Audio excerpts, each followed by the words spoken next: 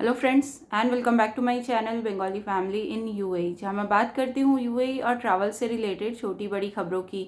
तो दोस्तों, आज के इस वीडियो में बात करेंगे, आप ही लोगों में से बहुत लोगों का सवाल है इंस्टाग्राम के ऊपर, यूट्यूब कमेंट्स के ऊपर कि अभी आने वाला है रमज़ान का महीना, तो क्या इस समय पे हमें दुबई जाना चाहिए या नहीं जाना चाहिए, वेट करना चाहिए।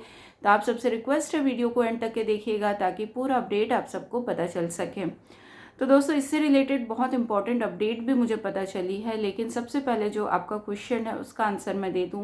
मुझे पता है ये बहुत लोगों का, जो लोग भी मार्च में प्लानिंग कर रहे हैं उनके मन में कहीं ना कहीं कभी ना कभी ये क्वेश्चन आया है कि रमज़ान का मंथ शुरू होने वाला है, क्या इस समय जाकर जॉब सर्च करना सही है या गलत है। तो यहाँ पर मैं बता दूं कि अगर आपकी जॉब ऑलरेडी लग जाती है, बहुत लोगों की होम कंट्री से ही लग जाती है, तो आप बिल्कुल आ सकते हैं, आपको कोई दिक्कत नहीं होगी।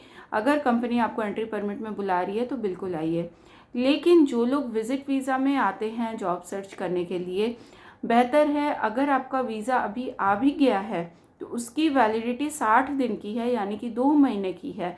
तो आप लोग ट्रिप को जो है उसको पोस्टपोन भी कर सकते हैं। लेकिन इस समय पर अगर आ रहे हैं, क्योंकि आपको पता है वीज़ा एक्सटेंशन के लिए भी अभी एग्जिट होना पड़ रहा है, तो अपना वीज़ा का जो वैलिडिटी है उसको बहुत सोच समझ के आप लोग यूज़ कीजिए।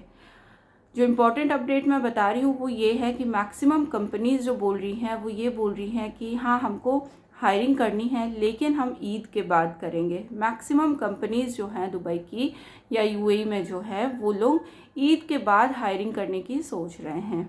ठीक है, कुछ जगहों पे आप लोग फ़ोन भी किए होंगे, अगर कंसल्टेंसी जो होती हैं, एजेंट्स जो होते हैं, वो बोलते हैं कि ठीक है हम वीज़ा करवा देते हैं लेकिन ज्वाइनिंग आपकी ईद के बाद होगी। ये सब क्यों होता है? ये सब इसलिए होता है कि वर्किंग आवर्स जो है वो ऑलरेडी कम हो जाता है। गवर्नमेंट सेक्टर्स के काम लगभग थर्सडे, फ्राइडे, सैटरडे, संडे एकदम बंद जैसा रहता है। ऐसा टाइप का सिचुएशन यहाँ पर हो जाता है।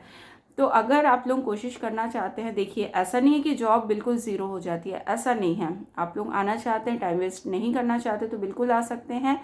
लेकिन इस चीज़ का भी ध्यान रखिए कि मैक्सिमम कंपनीज इस समय पे हायरिंग नहीं करती है। पर्टिकुलर किसी फील्ड में, जैसे हॉस्पिटैलिटी हो गया, रेस्टोरेंट्स हो गए, कैफेटेरियाज हो गए, ये सारी चीज़ें हायरिंग करती हैं ये पर्टिकुलर फील्ड्स, लेकिन सारे फील्ड्स में नहीं होता है।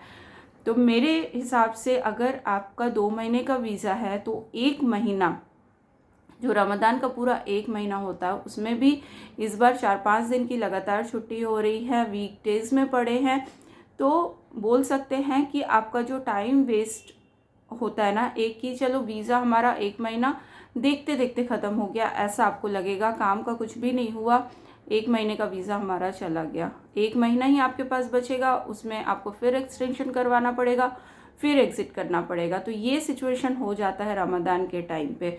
तो बहुत लोग पूछ रहे थे, अब आप लोग अपने हिसाब से, दोनों सिचुएशन मैंने आपको बता दिया, अपने हिसाब से आप लोग डिसीज़न ले सकते हैं। लेकिन मैक्सिमम कंपनीज यही बोल रही है हम लोग ईद के बाद लेंगे, ईद तक चला लेते हैं। बड़ी बड़ी कंपनीज भी ऐसा ही बोल रही हैं। तो गाइस, आई होप ये वीडियो आप सबके लिए हेल्पफुल रही होगी।